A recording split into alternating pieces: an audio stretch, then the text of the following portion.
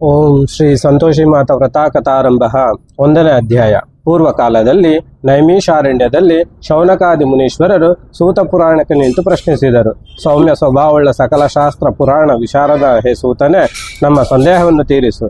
ದುಃಖ ಬಾಧನಾದ ಮಾನವನು ಸದಾ ಸಂತೋಷದಿಂದಿರಲು ಏನು ಮಾಡಬೇಕು, ಯಾವ ವ್ರತವನ್ನಾಚರಿಸಬೇಕು, ಅಂತಹ ಉಪಾಯವನ್ನು ಹೇಳು ಎಂಬ ಶೌನಕರ ಪ್ರಶ್ನೆಗೆ ಸಂತುಷ್ಟನಾದ ಸೂತ ನಿಂತೆಂದನು. ಎಲೈ ಶೌನಕಾದಿ ಮುನಿಗಳೇ, ಕೇಳಿರಿ, ನಿಮ್ಮ ಸಂದೇಹವು ಸಾಧುವಾದುದು. ಪೂರ್ವದಲ್ಲಿ ವೇದವ್ಯಾಸರಿಂದ ನಾನು ಕೇಳಿ ತಿಳಿದದ್ದು ನಿಮಗಾಗಿ ಹೇಳುವೆನು. ಚೆನ್ನಾಗಿ ಕೇಳಿ. ಸಕಲ ಮಾನವರಿಗೆ ಕಾರ್ಯನಿರತರಾಗಲು ಸಂತೋಷವೇ ಬಲ. ಸಂತೋಷದಿಂದ ಮಾಡಿದ ಕಾರ್ಯವು ಶೀಘ್ರ ಫಲಪ್ರದವೆಂಬುದು ಸತ್ಯವಾದ ಮಾತು. ಸಂತೋಷದಿಂದಿರುವವನು ಶಾಂತಿ ಸೌಖ್ಯಗಳನ್ನು ಹೊಂದುತ್ತಾನೆ. ದುಃಖಿಯಾದ ಮಾನವನು ಮೃತಪ್ರಾಯನೆಂದೇ ತಿಳಿಯಬೇಕು. ಸದಾ ಸಂತೋಷದಿಂದ ಇರುವವನಿಗೆ ಉತ್ತಮ ಲೋಕವು ಪ್ರಾಪ್ತವಾಗುವುದು. ತಾನು ಸುಖವಾಗಿದ್ದು ಇತರರನ್ನು ಸಂತೋಷಪಡಿಸುತ್ತಾನೆ. ಆದುದರಿಂದ ಪ್ರತಿಯೊಬ್ಬ ಮಾನವನು ಸಂತೋಷದಿಂದಿರಲು ಪ್ರಯತ್ನಿಸಬೇಕು. ಸೂತರ ಆಹ್ಲಾದಕರವಾದ ಚತುರ್ವಚನಗಳಾಲಿಸಿದ ಶೌನಕಾದಿಗಳು ಕುತೂಹಲದಿಂದ ಮಾತನಾಡಿದರು. ಹೇ ಸೂತನೇ, ನಿನ್ನ ಮಾತುಗಳನ್ನು ಕೇಳಿ ನಮಗೆ ಆನಂದವಾಗಿದೆ. ಆದರೆ ಸಂತೋಷಕ್ಕೆ ಅಧಿಷ್ಠಾನ ದೇವತೆ ಯಾರು? ಆಕೆಯ ಪ್ರಾದುರ್ಭಾವ ಹೇಗಾಯಿತು? ಆ ದೇವಿಯ ಮಹಿಮೆಗಳೇನು, ಪ್ರಭಾವವೇನು ಇತ್ಯಾದಿ ವಿಷಯಗಳನ್ನು ನಮಗೆ ವಿಶದವಾಗಿ ತಿಳಿಸು ಎಂದರು. ಸೂತ ನಿಂತೆಂದನು. ಶೌನಕಾದಿಗಳೇ ಕೇಳಿ. ಪೂರ್ವದಲ್ಲಿ ಒಮ್ಮೆ ಕೈಲಾಸ ಪರ್ವತದಲ್ಲಿ ಶ್ರಾವಣ ಶುದ್ಧ ಪೌರ್ಣಮಿ ಶುಕ್ರವಾರದ ದಿನ ಶಿವನ ಮಗಳಾದ ಮಾನಸಾದೇವಿ ಎಂಬ ನಾಗದೇವತೆ ಗಣಪತಿಗೆ ರಕ್ಷಾಬಂಧನವನ್ನು ಮಾಡಿದಳು. ಅದನ್ನು ನೋಡಿ ಗಣಪತಿಯ ಮಕ್ಕಳಾದ ಲಾಭಕ್ಷೇಮ ಎಂಬುವರು ತಮಗೂ ರಕ್ಷಾಸೂತ್ರವನ್ನು ಕಟ್ಟಬೇಕೆಂದು ಮಾನಸಾದೇವಿಯನ್ನು ಕೇಳಿಕೊಂಡರು. ಆಗ ಮಾನಸಾದೇವಿ, ಎಲೈ ಬಾಲಕರೇ ಕೇಳಿ, ರಕ್ಷಾಬಂಧನವನ್ನು ಸೋದರಿಯೇ ಮಾಡಬೇಕು, ಇತರರು ಮಾಡಬಾರದೆಂದು ನುಡಿದಳು. ಮಾನಸಾದೇವಿಯ ಹಿತವಚನ ಆಲಿಸಿದ ಗಣಪತಿಯ ಪುತ್ರರು ತಂದೆಯ ಬಳಿ ಹೋಗಿ ಜನಕನಿಗೆ ವಂದಿಸಿ, ಜನಕ, ನಮಗೆ ರಕ್ಷಾಸೂತ್ರವನ್ನು ಕಟ್ಟಲು ಸೋದರಿಯ ಅಗತ್ಯವಿದೆ, ಅನುಗ್ರಹಿಸು ಎಂದು ಬೇಡಿಕೊಂಡರು. ಆಗ ಪ್ರಸನ್ನವದನಾದ ಗಣಪತಿಯು ಹಸನ್ಮುಖಿಯಾಗಿ ಮಕ್ಕಳನ್ನು ನೋಡುತ್ತಿರಲು ಗಣಪತಿಯ ನೇತ್ರಗಳಿಂದ ಮಹೋಜ್ವಲವಾದ ಜ್ಯೋತಿ ಹೊರಟು ಅಲ್ಲಿಯೇ ಇದ್ದ ಕಮಲದಲ್ಲಿ ಸೇರಿತು. ಆ ಕಮಲದಿಂದ ಪ್ರಸನ್ನವದನಾದ ಬಾಲಿಕೆಯು ಪ್ರಾದುರ್ಭವಿಸಿದಳು. ಸಕಲ ದೇವತೆಗಳು ಈ ವಿಚಿತ್ರವನ್ನು ಕಣ್ಣಾರೆ ಕಂಡು ಸಂತೋಷಪಟ್ಟರು. ಹಾಗೆ ಪ್ರಾದುರ್ಭವಿಸಿದ ಬಾಲಿಕೆಯು ಚತುರ್ಭುಜಗಳಿಂದ ಶೋಭಿಸಿದಳು. ಅಭಯಹಸ್ತಳಾದ ಆ ಬಾಲಿಕೆ ಒಂದು ಕೈಯಲ್ಲಿ ಖಡ್ಗವನ್ನು, ಇನ್ನೊಂದು ಕೈಯಲ್ಲಿ ಶೂಲವನ್ನು, ಮತ್ತೊಂದು ಕರದಲ್ಲಿ ಪಾತ್ರೆಯನ್ನು ಹಿಡಿದುಕೊಂಡಿರುವುದನ್ನು ಎಲ್ಲರೂ ನೋಡಿದರು. ಆ ದೇವಿ ಸರ್ವಾಭರಣಭೂಷಿತಳು. ದಿವ್ಯಾಂಬರವನ್ನು ಧರಿಸಿ ರತ್ನಮಾಲಿಕೆಗಳಿಂದ ಅಲಂಕೃತಳಾಗಿದ್ದಳು. ಮಂದಸ್ಮಿತ ಸುಂದರ ವದನಾರವಿಂದಳಾದ ದೇವಿಯು ಭಕ್ತ ಜನರ ಸಕಲ ದುಃಖಗಳನ್ನು ದೂರ ಮಾಡಿ ಸದಾ ಸಂತೋಷದಿಂದಿರುವಂತೆ ಅನುಗ್ರಹಿಸಲೆಂದೇ ಆ ದೇವಿಯನ್ನು ಸಂತೋಷಿ ಮಾತೆ ಎಂದೇ ಕರೆದರು. ಆಗ ಆ ದೇವತೆಗಳು, ಗಂಧರ್ವರು, ಯಕ್ಷರು, ಕಿಂಪುರುಷರು, ನಾರದಾದಿ ಮುನೀಂದ್ರರು ಆ ದೇವಿಯನ್ನು ಸ್ತೋತ್ರಗೈದರು. ಓಂ ಸಂತೋಷಿ ಮಾತಾ, ನಿನಗೆ ವಂದಿಸುವೆವು. ಗಣಪತಿಯ ಪುತ್ರರು ಅಪೇಕ್ಷಿಸಿದಂತೆ ನಿನ್ನ ಪ್ರಾದುರ್ಭಾವವಾಯಿತು. ಆ ಮಕ್ಕಳನ್ನು ಸಂತೋಷವಾಗಿರುವಂತೆ ಅನುಗ್ರಹಿಸು, ಅವರಿಗೆ ರಕ್ಷಾಬಂಧನವನ್ನು ಮಾಡಬೇಕೆಂದು ಬೇಡಿಕೊಂಡರು. ದೇವತೆಗಳ ಬಿನ್ನಪವನ್ನಾಲಿಸಿದ ಸಂತೋಷಿ ಮಾತೆಯು ಪ್ರಸನ್ನವದಳಾಗಿ ಎಲ್ಲರೂ ನೋಡುತ್ತಿರಲು ಗಣಪತಿಯ ಪುತ್ರರಿಗೆ ರಕ್ಷಾಬಂಧನವನ್ನು ಮಾಡಿದಳು. ಜೈ ಜೈಕಾರಗಳೊಂದಿಗೆ ಸುರರು ಸಮವೃಷ್ಟಿಗರೆದರು. ನೆರೆದಿದ್ದ ಮುರಿಜನರ ಮಧ್ಯದಲ್ಲಿದ್ದ ನಾರದ ಮಹರ್ಷಿಗಳು ಇಂತು ಅಪ್ಪಣೆ ಮಾಡಿದರು. ಎಲೈ ಸುರಜನರೇ ಕೇಳಿ, ಮಹಾಗಣಪತಿಯ ಮಗಳಾದ ಈ ಬಾಲಿಕೆಯು ಸಂತೋಷದಿಂದ ಪ್ರಾದುರ್ಭವಿಸಿದಳು. ಗಣಪತಿಯ ಪುತ್ರರಿಗೆ ರಕ್ಷಾಸೂತ್ರ ಕಟ್ಟಿ ಅವರಿಗೂ ಸಂತೋಷವನ್ನುಂಟು ಮಾಡಿದಳು. ಆದ್ದರಿಂದ ಈ ದೇವಿಗೆ ಸಂತೋಷಿ ಮಾತೆ ಎಂಬ ನಾಮವೇ ಸೂಕ್ತವಾದದ್ದು. ಶುಕ್ರವಾರದಲ್ಲಿ ಸಂತೋಷಿ ಮಾತೆಯನ್ನು ಭಕ್ತಿಯಿಂದ ಪೂಜಿಸುವವರಿಗೆ ಸುಖ ಸಂತೋಷಗಳು ಲಭಿಸುವುದರಲ್ಲಿ ಸಂದೇಹವಿಲ್ಲವೆಂದರು. ಮುನಿಜನರು ದೇವತೆಗಳು ಆ ದೇವಿಯನ್ನು ಪೂಜಿಸಿ ತಮ್ಮ ಸ್ವಸ್ಥಾನಕ್ಕೆ ತೆರಳಿದರು. ಶ್ರೀ ಗಣೇಶ ಪುರಾಣ ಸಂತೋಷಿ ಮಾತು ವ್ರತಕಥನ 1ನೇ ಅಧ್ಯಾಯ ಮುಗಿಯಿತು. 2ನೇ ಅಧ್ಯಾಯ. ಶೌನಕಾದಿಗಳು ಸೂತನ ನಿಂತು ಪ್ರಶ್ನಿಸಿದರು. ಪುರಾಣ ಚತುರನಾದ ಸೂತನೇ, ಸಂತೋಷಿ ಮಾತೆ ಜನ್ಮ ವೃತ್ತಾಂತವನ್ನೆಲ್ಲ ತಿಳಿಸಿದಿರಿ. ದೇವಿಯ ವ್ರತವನ್ನು ಮಾಡುವ ವಿಧಿ ನಿಯಮಗಳನ್ನು ತಿಳಿಯಲು ಕುತೂಹಲರಾಗಿದ್ದೇವೆ. ದಯವಿಟ್ಟು ಅದನ್ನು ವಿಸ್ತರಿಸಿ ಹೇಳಬೇಕೆಂದು ಪ್ರಶ್ನೆ ಮಾಡಲು ಆಗ ಸೂತ ನಿಂತೆಂದನು. ಎಲೈ ಶೌನಕಾದಿಗಳೇ, ಸಂತೋಷಿ ಮಾತೆಯ ವ್ರತ ವಿಧಾನವನ್ನು, ವಿಧಿ ನಿಯಮಗಳನ್ನು ಹೇಳುವೆನು, ಶ್ರದ್ಧೆಯಿಂದ ಕೇಳಿ. ಚೈತ್ರ ಮಾಸದಿಂದ ಫಾಲ್ಗುಣ ಮಾಸದವರೆಗೆ 9 ತಿಂಗಳಲ್ಲಿ ವ್ರತವನ್ನು ಮಾಡಬಹುದು. ಆದರೆ ಜ್ಯೇಷ್ಠ, ಆಷಾಢ, ಪುಷ್ಯ ಈ 3 ತಿಂಗಳಲ್ಲಿ ವ್ರತವನ್ನು ಪ್ರಾರಂಭ ಮಾಡಬಾರದು. ಉಳಿದ 9 ತಿಂಗಳು ಶುಭಪ್ರದವಾದುವು. ಈ ವ್ರತವನ್ನು ಶುಕ್ರವಾರವೇ ಪ್ರಾರಂಭ ಮಾಡಬೇಕು. 3 ಅಥವಾ 5 ಅಥವಾ 7 ಇಲ್ಲವೇ 14 ಅಥವಾ 16 ಇಲ್ಲವೇ 21 ಶುಕ್ರವಾರಗಳು ವ್ರತ ಮಾಡಬೇಕು. ವ್ರತದ ದಿವಸ ಬ್ರಹ್ಮಚರ್ಯವನ್ನು ಪಾಲಿಸಬೇಕು ಹಾಗೂ ಉಪವಾಸವಿರಬೇಕು. ಕೈಲಾಗದವರು ವ್ರತಾನಂತರ ಭೋಜನ ಮಾಡಬಹುದು. ಅಂದು ಭೂಶಯನ ಮಾಡಬೇಕು. ವ್ರತ ಮಾಡುವವರು ಅಂದು ಹುಳಿ ಪದಾರ್ಥವನ್ನು ತಿನ್ನಬಾರದು. ಯಾರ ಸಂಗಡ ಜಗಳವಾಡಬಾರದು. ಪರರನ್ನು ನಿಂದಿಸಬಾರದು. ಪರರೊಡನೆ ವಾದ ಮಾಡಕೂಡದು. ಪ್ರಾತಃ ಕಾಲದಲ್ಲೇ ಪ್ರಾತರ್ವಿಧಿಗಳನ್ನು ಮುಗಿಸಿ ಶುದ್ಧ ಜಲದಲ್ಲಿ ಮಿಂದು ಪರಿಶುದ್ಧ ಚಿತ್ತನಾಗಿ ಶುಭ ವಸ್ತ್ರಗಳನ್ನು ಧರಿಸಿ ಪೂಜಾ ಮಂದಿರವನ್ನು ಪ್ರವೇಶಿಸಬೇಕು. ಉನ್ನತ ಪೀಠದಲ್ಲಿ ಸಂತೋಷಿ ಮಾತೆಯ ಚಿತ್ರಪಟವನ್ನಿರಿಸಿ ಪುಷ್ಪಾದಿಗಳಿಂದ ಅಲಂಕರಿಸಬೇಕು. ಅದರ ಮುನ್ನ ಪೂರ್ಣ ಕಲಶವನ್ನಿಡಬೇಕು. ದೀಪವನ್ನು ಹಚ್ಚಬೇಕು. ಧೂಪಾರಾಧನೆ ಮಾಡಿ ಪೂರ್ವಾಭಿಮುಖವಾಗಿ ಕುಳಿತುಕೊಳ್ಳಬೇಕು. ಆಚಮನದ ನಂತರ ವಿಧಿಪೂರ್ವಕವಾಗಿ ಸಂಕಲ್ಪ ಮಾಡಿ ಮೊದಲು ಮಹಾಗಣಪತಿ ಪೂಜೆ ಆಚರಿಸಬೇಕು. ನಂತರ ಕಲಶ ಪೂಜೆ ಮಾಡಬೇಕು. ಆಮೇಲೆ ನವಗ್ರಹ ಪೂಜೆ, ದಿಕ್ಪಾಲಕರ ಪೂಜೆ ಮಾಡಬೇಕು. ಮತ್ತೊಂದು ಕಲಶವನ್ನಿಟ್ಟು ಅದರ ಮೇಲೆ ಒಂದು ಪಾತ್ರೆಯನ್ನು ಹುರಿಕಡಲೆ ಮತ್ತು ಬೆಲ್ಲ ಹಾಕಿ ಸಂತೋಷಿ ಮಾತೆಯನ್ನು ಪ್ರಾರ್ಥಿಸಬೇಕು. ಸಂತೋಷಿ ಮಾತೆಯನ್ನು ಪೂಜಿಸಿ ಧೂಪ ದೀಪ ನೈವೇದ್ಯಗಳನ್ನು ಸಮರ್ಪಿಸಬೇಕು. ಹುರಿಕಡಲೆ, ಬೆಲ್ಲ ಮತ್ತು ಪಕ್ವವಾದ ಫಲವನ್ನು ಮಾತೆಗೆ ನಿವೇದಿಸಿ ಮಂಗಳಾರತಿ ಮಾಡಿ ಸಂತೋಷಿ ಮಾತೆಯ ಕಥೆಯನ್ನು ಶ್ರದ್ಧೆಯಿಂದ ಕೇಳಬೇಕು.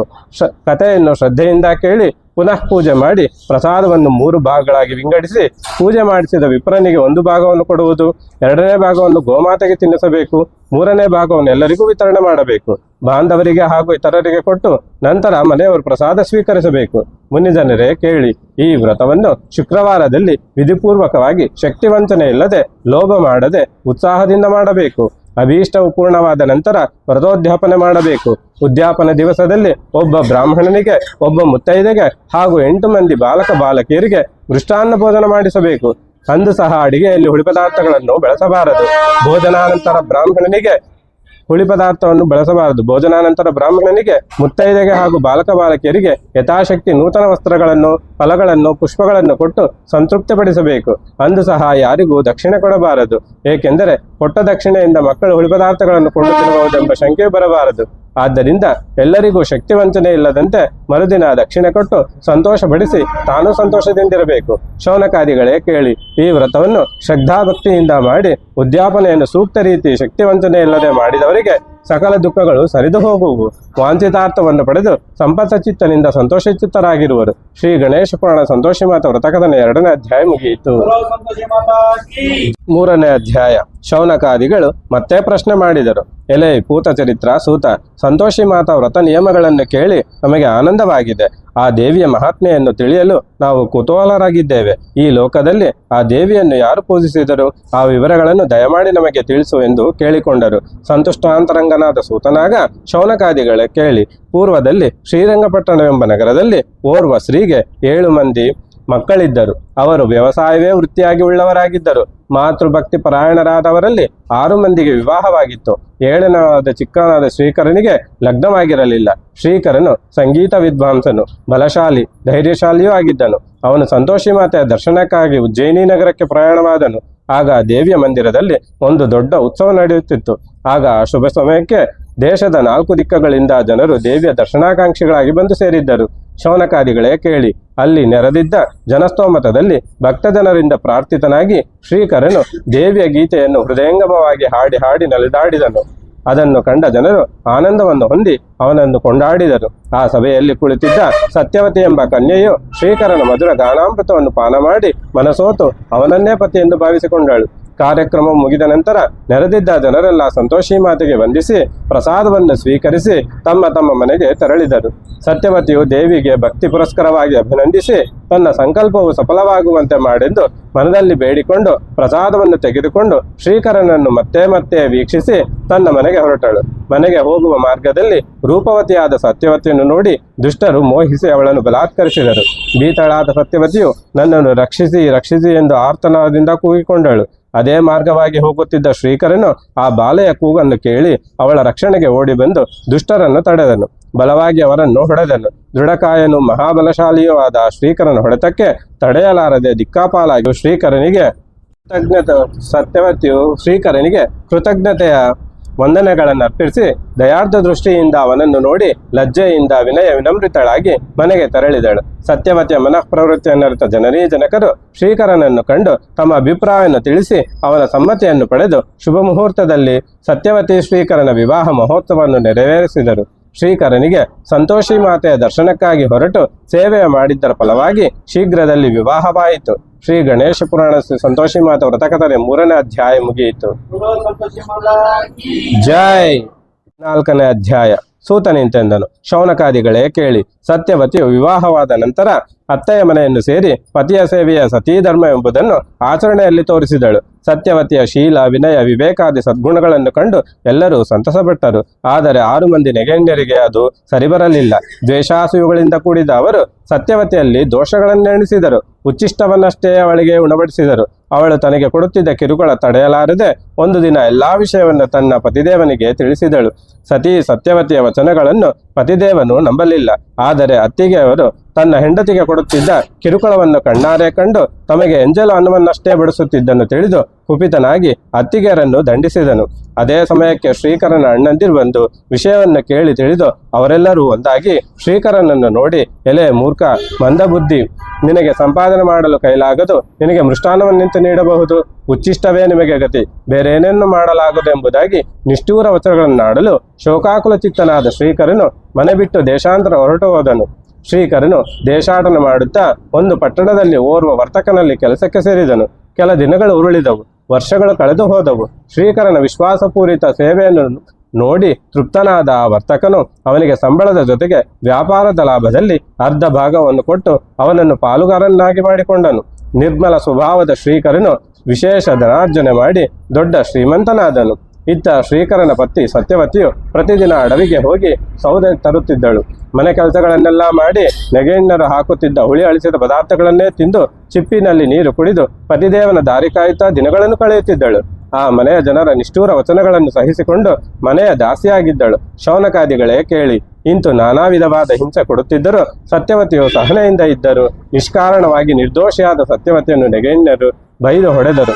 ಚಿತ್ರಹಿಂಸೆಯನ್ನು ಸಹಿಸಲಾಗದೆ ಸತ್ಯವತಿ ಆತ್ಮಹತ್ಯೆ ಮಾಡಿಕೊಳ್ಳಲು ನದಿಗೆ ಹೊರಟಳು. ನದಿಯಲ್ಲಿ ಬಿದ್ದು ಪ್ರಾಣತ್ಯಾಗ ಮಾಡಿದುಕ್ತಳಾದ ಸತ್ಯವತಿಯನ್ನು ನಾರದ ಮುನೀಂದ್ರರು ಬಂದು ತಡೆದರು. ಬ್ರಹ್ಮ ಮಾನಸ ಪುತ್ರನಾದ ನಾರದ ಮುನೀಂದ್ರನಿಗೆ ಸತ್ಯವತಿಯು ಸಾಷ್ಟಾಂಗ ಪ್ರಣಾಮ ಮಾಡಿ ತನ್ನ ದುರವಸ್ಥೆಯನ್ನು ಶಾಂತವಾಗಿ ತೋಡಿಕೊಂಡು ಧೈನ್ಯದಿಂದ ದುಃಖಿಸುತ್ತಿದ್ದಳು. ಅದನ್ನು ಕಂಡ ನಾರದ ಮುನೀಂದ್ರರು ಜ್ಞಾನನೇತ್ರದಿಂದ ಅವಳ ಭವಿಷ್ಯವನ್ನು ತಿಳಿದು ಅವಳ ಅದೃಷ್ಟಕ್ಕೆ ಸಂತಸಪಟ್ಟು ಅವಳನ್ನು ದಯಾರ್ದ್ರ ದೃಷ್ಟಿಯಿಂದ ನೋಡಿ ಹಿತವಚಗಳನ್ನಾಡಿದರು. ನಾರದ ಮುನೀಂದ್ರ ಎಂತೆಂದರು, ಎಲೆ ಮಗಳೇ, ಚಿಂತಿಸಬೇಡ, ಭಯಪಡಬೇಡ. ನಿನಗೆ ಉತ್ತಮ ಭವಿಷ್ಯವಿದೆ. ಮುಂದೆ ನಿನಗೆ ಸುಖವಾಗುವುದು. ನನ್ನ ಮಾತನ್ನಾಲಿಸು. ವಿನಾಯಕನ ಮಗಳಾದ ಸಂತೋಷಿ ಮಾತೆಯನ್ನು ಪೂಜಿಸು. ಆ ದೇವಿಯ ವ್ರತವನ್ನು ಮಾಡು. ಹೀಗೆ 16 ಶುಕ್ರವಾರಗಳ ವ್ರತ ಮಾಡಿದರೆ ನಿನಗೆ ವ್ರತ ಪ್ರಭಾವದಿಂದ ಸಕಲ ದುಃಖಗಳು ದೂರವಾಗುವು. ದೂರ ದೇಶದಲ್ಲಿರುವ ನಿನ್ನ ಪತಿಯು ನಿನ್ನಲ್ಲಿಗೆ ಬರುವನು. ಮುಂದೆ ಪತಿಯಿಂದ ಕೂಡಿ ನೀನು ಸುಖವನ್ನೇ ಅನುಭವಿಸುವಿ. ಚಿಂತಿಸಬೇಡ. ಆತ್ಮಹತ್ಯೆ ಮಹಾಪಾಪ, ಸದ್ಗತಿ ಇಲ್ಲ, ದುಡುಕಬೇಡ ಎಂಬುದಾಗಿ ಹಿತವಚಗಳನ್ನಾಡಿ ನಾರದ ಮುನೀಂದ್ರರು ಕರ್ತವ್ಯವನ್ನು ಸೂಚಿಸಿ ವ್ರತ ವಿಧಾನವನ್ನು ಅರುಹಿ ಅಂತರ್ಧಾನರಾದರು. ನಾರದ ಮುನೀಂದ್ರರು ವಚವನ್ನಾಲಿಸಿದ ಸತ್ಯವತಿಗೆ ಜೀವ ಬಂದಂತಾಯಿತು. ಅಲ್ಲಿಂದ ಮರಳಿ ಬಂದಳು. ಅದೇ ಶುಕ್ರವಾರದಲ್ಲಿ ಸಂತೋಷಿ ಮಾತೆಯ ವ್ರತವನ್ನು ಆಚರಿಸಲು ಸಂಕಲ್ಪ ಮಾಡಿದಳು. ಸತ್ಯವತಿಯು ಪ್ರಯಾಸಗಳನ್ನೆಲ್ಲ ಸಹಿಸಿಕೊಂಡು ಕಷ್ಟದಲ್ಲೇ ಶುಕ್ರವಾರ ಸಂತೋಷಿ ಮಾತೆಯ ವ್ರತವನ್ನು ಭಕ್ತಿಯಿಂದ ಮಾಡಿದಳು. ಶೌನಕಾದಿಗಳೇ ಕೇಳಿ. ಇಂತು ಸತ್ಯವತಿಯು 15 ಶುಕ್ರವಾರಗಳ ವ್ರತವನ್ನು ಶ್ರದ್ಧೆಯಿಂದ ಮಾಡಿ ಮುಗಿಸಿದಳು. 16ನೇ ಶುಕ್ರವಾರವು ಬಂದಿತು. ಆದರೆ ಕೈಯಲ್ಲಿ ಬಿಡಿಗಾಸು ಇಲ್ಲವಾಯಿತು. ದೈನ್ಯಾವಸ್ಥೆಯಲ್ಲಿ ಸತ್ಯವತಿಯು ಬಂಧುಗಳನ್ನು, ಹಿತೈಷಿಗಳನ್ನು, ನೆರೆಹೊರೆಯ ಶ್ರೀಮಂತರನ್ನು ಹಣಕ್ಕಾಗಿ ಯಾಚಿಸಿದಳು. ಅದು ಪ್ರಯೋಜನವಾಗಲಿಲ್ಲ. ಯಾರು ಕಾಸು ಕೊಡಲಲ್ಲರು. ತನ್ನ ವ್ರತಕ್ಕೆ ಭಂಗವಾಗುವುದೆಂದು ಭಯದಿಂದ ಚಿಂತಿಸಿದಳು. ಅತೀವ ದುಃಖದಿಂದ ಮರುಗಿದಳು. ದಾರಿ ತೋರದೆ ದೇವಿಯನ್ನೇ ಮೊರೆಹೊಕ್ಕಳು. ಸರ್ವಮಂಗಳ ಸ್ವರೂಪಳು, ಭಕ್ತವತ್ಸಳು, ದಯಾಸಮುದ್ರಳು ಆದ ಸಂತೋಷಿ ಮಾತೆಯು ಮುದುಕಿಯ ರೂಪವನ್ನು ಧರಿಸಿ ಪೂಜಾದ್ರವ್ಯಗಳನ್ನು ತೆಗೆದುಕೊಂಡು ಸತ್ಯವತಿಯ ಬಳಿಗೆ ಬಂದಳು. ದೇವಿಯು ಸತ್ಯವತಿಯನ್ನು ಸಂತೈಸಿ ಪೂಜಾದ್ರವ್ಯಗಳನ್ನಿತ್ತು, ಮಗಳೇ, ಚಿಂತಿಸಬೇಡ, ಧೈರ್ಯದಿಂದಿರು. ಈ ಪೂಜಾದ್ರವ್ಯಗಳನ್ನು ತೆಗೆದುಕೋ. ದೇವಿಯ ವ್ರತವನ್ನು ನಿರ್ವಿಘ್ನವಾಗಿ ಮಾಡು. ನಿನಗೆ ಮಂಗಳವಾಗುವುದೆಂದು ಹರಿಸಿ ಅಂತರ್ಧಾನಾಳದಳು. ಸೂತನಿಂದನು, ಶೌನಕಾದಿಗಳೇ ಕೇಳಿ. ವೃದ್ಧ ಮಾತೆಯು ತಂದಿತ್ತ ಪೂಜಾದ್ರವ್ಯಗಳಿಂದ 16ನೇ ಶುಕ್ರವಾರದಲ್ಲಿ ಶ್ರೀ ಸಂತೋಷಿ ಮಾತೆಯ ವ್ರತವನ್ನು ಬಹು ಸಂತೋಷದಿಂದ ಮಾಡಿದಳು. ದೇವಿಯ ಕೃಪೆಗೆ ತನ್ನ ಕೃತಜ್ಞತೆಯನ್ನು ವ್ಯಕ್ತಪಡಿಸಿ ಸಂತೋಷಿ ಮಾತೆಯನ್ನು ವಿಧಾನವಾಗಿ ಕೊಂಡಾಡಿದಳು. ಬಳಿಕ ತನ್ನ ಪತಿಯ ವಿಷಯವನ್ನರಿಯದ ತಾನು ದೇವಿಯನ್ನು ಪ್ರಾರ್ಥಿಸಿ, ಓ ಮಾತಾ, ನನ್ನ ಪತಿಯಲ್ಲಿರುವನೋ ತಿಳಿಯದಾಗಿದೆ. ಶೀಘ್ರ ಕಾಲದಲ್ಲಿ ಆತನು ಮನೆಗೆ ಹಿಂದಿರುಗುವಂತೆ ಅನುಗ್ರಹಿಸು. ಭರ್ತೃಸಂಗವನ್ನು ಕರುಣಿಸು ಎಂದು ದೇವಿಯನ್ನು ಬೇಡಿಕೊಂಡಳು. ಸತ್ಯವತಿಯ ಭಿನ್ನಪವನ್ನಾಲಿಸಿದ ಸಂತೋಷಿ ಮಾತೆಯು ಸಂತುಷ್ಟಳಾಗಿ ಶ್ರೀಕರನಿಗೆ ಸ್ವಪ್ನದಲ್ಲಿ ದರ್ಶನವಿತ್ತು. ವತ್ಸ ಶ್ರೀಕರ, ನಿನ್ನ ಸತ್ಯವತಿ ನಿನ್ನ ದಾರಿಯನ್ನೇ ನೋಡುತ್ತಾ ಕಾದಿರುವಳು. ವ್ಯವಹಾರದಲ್ಲಿ ಮಗ್ನನಾಗಿ ಮನೆಯನ್ನು ಮಡದಿಯನ್ನು ಮರೆತಿರುವೆ. ಜಾಗೃತನಾಗಿ ತಡ ಮಾಡದೆ ನೀನು ಶ್ರೀರಂಗಪಟ್ಟಣಕ್ಕೆ ಹಿಂದಿರುಗು. ನಿನಗಾಗಿ ತಪಿಸುತ್ತಿರುವ ನಿನ್ನ ಸತಿಯನ್ನು ಸಮಾಧಾನಪಡಿಸು, ಸಂತೋಷಗೊಳಿಸು. ನಿನಗೆ ಮಂಗಳವಾಗುವುದು. ಹೊರಡು ಎಂದು ಆಜ್ಞಾಪಿಸಿ ಸಂತೋಷಿ ಮಾತೆಯು ಅದೃಶ್ಯಳಾದಳು. ಶೌನಕಾದಿಗಳೇ ಕೇಳಿ. ಸಂತೋಷಿ ಮಾತೆಯ ಆಜ್ಞೆಯನ್ನು ಶಿರಸಾಧರಿಸಿ ವ್ಯವಹಾರದ ಮೇಲಿನ ಆಸೆ ಅಭಿಮಾನವನ್ನು ತ್ಯಜಿಸಿ ಸತ್ಯವತಿಯನ್ನು ಕಾಣುವ ಆಕಾಂಕ್ಷೆಯಿಂದ ಶ್ರೀಕರನು ಮರುದಿನವೇ ತನ್ನ ನಿವಾಸ ಸ್ಥಾನವಾದ ಶ್ರೀರಂಗಪಟ್ಟಣಕ್ಕೆ ಪ್ರಯಾಣವಾದನು. ಶ್ರೀ ಗಣೇಶ ಪುರಾಣ ಸಂತೋಷಿ ಮಾತೆ ವ್ರತಕಥೆಯ 4ನೇ ಅಧ್ಯಾಯ ಮುಗಿಯಿತು. ಜಯ. 5ನೇ ಅಧ್ಯಾಯ. ಸೂತನಿಂತೆಂದನು, ಶೌನಕಾದಿಗಳೇ ಕೇಳಿ. ಶ್ರೀಕರನು ವಿಶೇಷವಾಗಿ ಧನವನ್ನು ತೆಗೆದುಕೊಂಡು ಶ್ರೀರಂಗಪಟ್ಟಣಕ್ಕೆ ತೆರಳಿದನು. ಸಂಧ್ಯಾಕಾಲಕ್ಕೆ ಸ್ವಗೃಹವನ್ನು ಸೇರಿಕೊಂಡನು. ಅದೇ ಸಮಯಕ್ಕೆ ಸರಿಯಾಗಿ ಅವನ ಪತ್ನಿ ಸತ್ಯವತಿಯು ಸೌದೆಯನ್ನು ಹೊತ್ತು ತಂದಳು. ಅಡವಿಯಿಂದ ನಡೆದು ದಣಿದು ಆಯಾಸಗೊಂಡು ಬರುತ್ತಿದ್ದ ಸತ್ಯವತಿಯು ಹರಕು ಬಟ್ಟೆ ಧರಿಸಿ ಕೃಶಳಾಗಿರುವುದನ್ನು ನೋಡಿ ಶ್ರೀಕರನು ಬಲುನೊಂದು ಮನಸ್ಸಿನಿಂದ ಕೋಪಗೊಂಡವನಾಗಿ ಅತ್ತಿಗೆಯರನ್ನು ಅಣ್ಣಂದಿರನ್ನು ನೋಡಿ, ರೋಗಿಷ್ಠ ಭಿಕ್ಷುಕೆಯಂತಿರುವ ಸತ್ಯವತಿಯನ್ನು ನೋಡಿದರೆ ಅವಳಲ್ಲಿ ನಿಮಗಿರುವ ತಾತ್ಸಾರ ಬುದ್ಧಿ, ಅಸೂಯೆ, ದ್ವೇಷಗಳೆಷ್ಟೆಂಬುದು ತಿಳಿದು ಬರುತ್ತದೆ. ನೀವು ಅವಳಿಗೆ ಮಾಡಿದ ಅನ್ಯಾಯವನ್ನು ನೋಡಿದರೆ ನಾವೀ ಮನೆಯಲ್ಲಿ ಒಂದು ಕ್ಷಣವೂ ಇರಲಾಗದು ಎಂದು ನುಡಿದಂತೆ ನಡೆದನು. ಶ್ರೀಕರನು ಶ್ರೀರಂಗಪಟ್ಟಣದಲ್ಲೇ ಭವ್ಯವಾದ ಮಂದಿರವನ್ನು ನಿರ್ಮಾಣ ಮಾಡಿಸಿ ಸತೀ ಸಮೇತ ವಾಸವಾಗಿದ್ದನು. ಆ ನೂತನ ಗೃಹದಲ್ಲಿ ಸಂಪತ್ಯುಕ್ತನಾದ ಪತಿಯ ಸಮ್ಮತಿ ಪಡೆದು ಸತ್ಯವತಿ ಸಂತೋಷಿ ಮಾತೆ ವ್ರತದ ಉದ್ಯಾಪನೆಯನ್ನು ಶಾಸ್ತ್ರೋಕ್ತ ರೀತಿಯ ವೈಭವದಿಂದ ಮಾಡಿದಳು. ಈ ಶುಭ ಸಂದರ್ಭಕ್ಕೆ ಶ್ರೀಕರನು ತನ್ನ ಬಂಧುಗಳನ್ನು 6 ಮಂದಿ ಅಣ್ಣಂದಿರನ್ನು ಅತ್ತಿಗೆಯರನ್ನು ಆಹ್ವಾನಿಸಿ ಆದರದ ಮೃಷ್ಟಾನ್ನವನ್ನು ಉಣಬಡಿಸಿದನು. ಶೌನಕಾದಿಗಳೇ ಕೇಳಿ. ಶ್ರೀಕರನ ಅಣ್ಣಂದಿರ ಮಕ್ಕಳು ಸಂತೋಷಿ ಮಾತೆಯ ಉದ್ಯಾಪನೆಗೆ ಬಂದಿದ್ದರು. ಅವರ ತಾಯಿಯರು ಹೇಳಿಕೊಟ್ಟಂತೆ ನಡೆದುಕೊಂಡರು. ವಿಧವಾದ ಸಿಹಿ ತಿಂಡಿಗಳು ಮಾಡಿದ್ದರೂ ಅವು ಅವರಿಗೆ ರುಚಿಸಲಿಲ್ಲ. ಚಿಕ್ಕಮ್ಮನಾದ ಸತ್ಯವತೀ ದೇವಿಯನ್ನು ನೋಡಿ, ತಾಯೇ, ನಮಗೆ ಸಿಹಿ ಪದಾರ್ಥಗಳು ಹಿಡಿಸುವುದಿಲ್ಲ. ಖಾರ ಮತ್ತು ಹುಳಿ ಪದಾರ್ಥಗಳು ತಿನ್ನಲು ಆಸೆಯಾಗಿದೆ. ಅಂತಹ ತಿಂಡಿಗಳನ್ನು ನಮಗೆ ಕೊಡು ಎಂಬುದಾಗಿ ಬೇಡಿದರು. ಮಕ್ಕಳ ಮಾತಿಗೆ ಸತ್ಯವತಿಯು ಇಂತೆಂದಳು, ಎಲೈ ಮಕ್ಕಳಿರ ಕೇಳಿ. ಸಂತೋಷಿ ಮಾತೆಯ ವ್ರತವನ್ನು ಮಾಡಿದ್ದೇವೆ. ಈ ದಿನ ನಮ್ಮಲ್ಲಿ ಯಾರು ಹುಳಿ ಪದಾರ್ಥಗಳನ್ನು ತಿನ್ನಬಾರದು.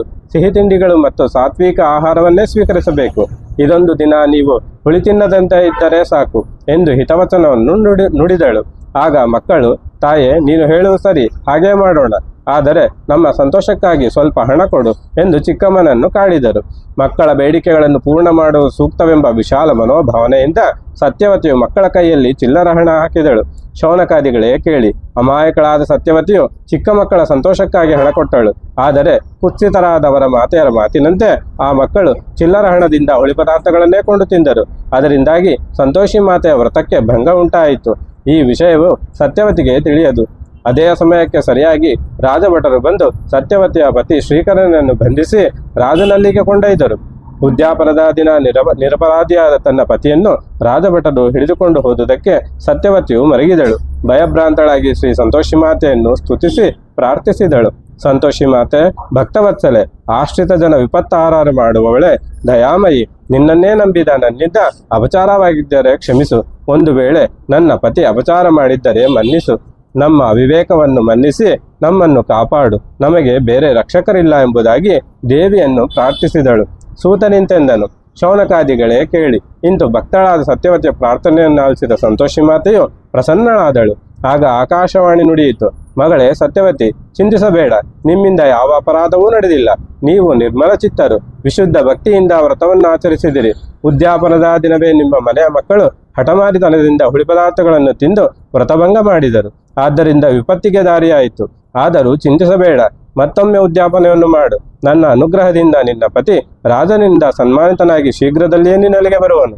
ಇದಕ್ಕೆ ಸಂಶಯವಿಲ್ಲ ಎಂಬ ಶರೀರವಾಣಿಯನ್ನು ಕೇಳಿ ಸತ್ಯವತಿಗೆ ಸಮಾಧಾನವಾಯಿತು. ವಿದ್ಯುಕ್ತ ರೀತಿ ಮತ್ತೊಮ್ಮೆ ಉದ್ಯಾಪನೆ ಮಾಡಿದಳು. ಈ ಸಲ ಜಾಗರೂಕತೆಯಿಂದಿದ್ದಳು. ಮಕ್ಕಳಿಗೆ ಹಣ ಕೊಡಲಿಲ್ಲ, ಯಾರಿಗೂ ದಕ್ಷಿಣೆ ಕೊಡಲಿಲ್ಲ.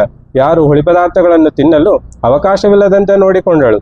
ವ್ರತೋದ್ಯಾಪನೆಯು ಸಾಂಗವಾಗಿ ಸಂಪೂರ್ಣವಾಯಿತು. ಸಂತೋಷಿ ಮಾತೆ ಸುಪ್ರೀತಳಾದಳು. ದೇವಿಯ ಅನುಗ್ರಹದಿಂದ ಶ್ರೀಕರನು ರಾಜಸಭೆಯಲ್ಲಿ ಸನ್ಮಾನಿತನಾಗಿ ಸುಖವಾಗಿ ಮನೆಗೆ ಹಿಂದಿರುಗಿದನು. ರಾಜನಿಂದ ಸನ್ಮಾನಿತನಾಗಿ ಬಂದ ಪತಿಯನ್ನು ನೋಡಿದ ಸತ್ಯವತಿಗೆ ಮಹಾನಂದವಾಯಿತು.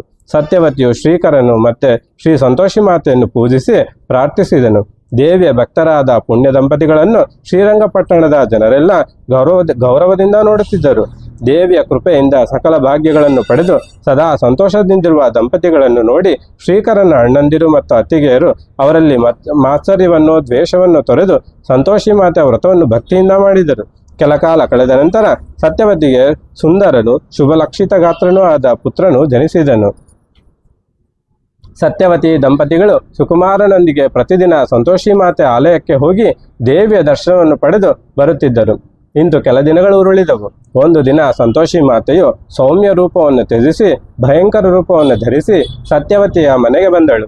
ಭೀಕರ ರೂಪದ ದೇವಿಯನ್ನು ಕಂಡವರೆಲ್ಲರೂ ಶಾಕಿನಿಯೋ ಡಾಕಿನಿಯೋ ಬಂದಿರುವಳೆಂದು ಭೀತರಾಗಿ ಓಡಿ ಹೋದರು. ಆದರೆ ಸತ್ಯವತಿಯು ಹೆದರದೆ ಅವಳೇ ಸಂತೋಷಿ ಮಾತೆ ಎಂಬ ವಿಶ್ವಾಸದಿಂದ ಶಾಕಿನಿಯಂತಿರುವ ಭೀಕರ ರೂಪಳಾದ ದೇವಿಯನ್ನೇ ಪೂಜಿಸಿದಳು. ಸಂತುಷ್ಟಳಾದ ಸಂತೋಷಿ ಮಾತೆ ಪ್ರಸನ್ನವದನಳಾದಳು. ಸೌಮ್ಯ ಸ್ವರೂಪದಿಂದ ದೇವಿಯು ಸತ್ಯವತಿ ಶ್ರೀಕರನಿಗೆ ದರ್ಶನವಿತ್ತು ಅವರನ್ನು ಹರಿಸಿ ಅಂತರ್ಧಾನಳಾದಳು. ಸತ್ಯವತಿ ದಂಪತಿಗಳು ಸದಾ ಸಂತೋಷದಿಂದಿದ್ದರು. ಉದ್ಯಾಪನದ ನಂತರವೂ ಸಂತೋಷಿ ಮಾತೆಯ ವ್ರತವನ್ನು ಜೀವಿತ ಕಾಲದಲ್ಲಿ ಮೇಲಿಂದ ಮೇಲೆ ಮಾಡುತ್ತಲಿದ್ದರು. ಕೊನೆಗೆ ಅವರು ಪುಣ್ಯಲೋಕ ಸೇರಿದರು. ಸೂತನಿಂತೆಂದನು, ಶೌನಕಾದಿಗಳೇ ಕೇಳಿ, ಮಹಾಮಹಿಮೋಪೇತಳಾದ ಸಂತೋಷಿ ಮಾತೆಯ ಚರಿತ್ರೆಯನ್ನು ಸಂಪೂರ್ಣವಾಗಿ ವರ್ಣಿಸಲು ವರ್ಷಗಳಾದರೂ ಆದಿಶೇಷನಿಗೂ ಸಾಧ್ಯವಾಗದೆಂಬುದು ಸತ್ಯವಾದ ಮಾತು. ಹೀಗಿರುವಾಗ ದೇವಿಯ ಮಹಾತ್ಮೆಯನ್ನು ನಾನೆಂತು ವರ್ಣಿಸಬಲ್ಲೆನು? ನನಗೆ ತಿಳಿದದ್ದಲ್ಲಿ ವಂಚನೆ ಇಲ್ಲದೆ ನಿಮಗೆ ಹೇಳಿದ್ದೇನೆ. ಸಂತೋಷಿ ಮಾತೆಯ ವ್ರತವನ್ನು ಶ್ರದ್ಧಾಭಕ್ತಿಗಳಿಂದ ಮಾಡಿದವರಿಗೆ ವಾಂಛಿತಾರ್ಥಗಳೀಡೇರುವುವು, ರೋಗಗಳು ನಾಶವಾಗಿ ಆರೋಗ್ಯ ಹೊಂದುವರು, ಕನ್ಯೆಯರಿಗೆ ವಿವಾಹವಾಗುವುದು, ಬಂಜೆಯರಿಗೂ ಸತ್ಪುತ್ರನು ಹುಟ್ಟುವನು. ದೇವಿಯ ಕಥೆಯನ್ನು ಪಡಿಸುವವರು ಕೇಳುವವರು ಸುಖ ಸಂತೋಷವನ್ನು ಹೊಂದಿ ದೀರ್ಘಕಾಲ ಜೀವಿಸಿ ಅಂತ್ಯದಲ್ಲಿ ಮುಕ್ತಿ ಹೊಂದುವರು. ಇದಕ್ಕೆ ಸಂಶಯವಿಲ್ಲ. ಶ್ರೀ ಗಣೇಶ ಪುರಾಣ ಸಂತೋಷಿ ಮಾತಾ ವ್ರತಕಥನೆ 5ನೇ ಅಧ್ಯಾಯ ಮುಗಿಯಿತು. ಜೈ